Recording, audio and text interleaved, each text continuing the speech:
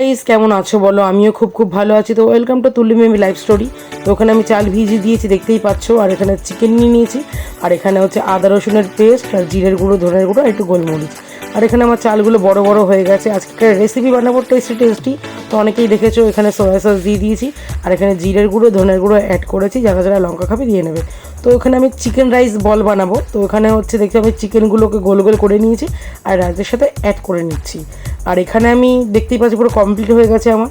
আর এখানে আমি জল গরম করে নিয়েছি আমি, আর তার মধ্যে এই ছোটো ছোটো ফুটো ফুটো বাটিগুলো দিয়ে দিয়েছি, যাতে স্টিমার আছে আরও ভালো হয় আর কি।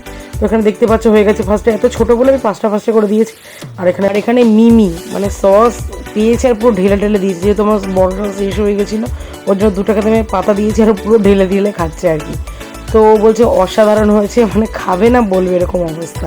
আর ও এত গরমও খেতে পারছে না, দেখতেই পাচ্ছ। তো ভিডিওটা ভালো লাগে লাইক করবেন, শেয়ার করবেন। দেখো নেক্সট ভিডিওতে। Tata, bye bye.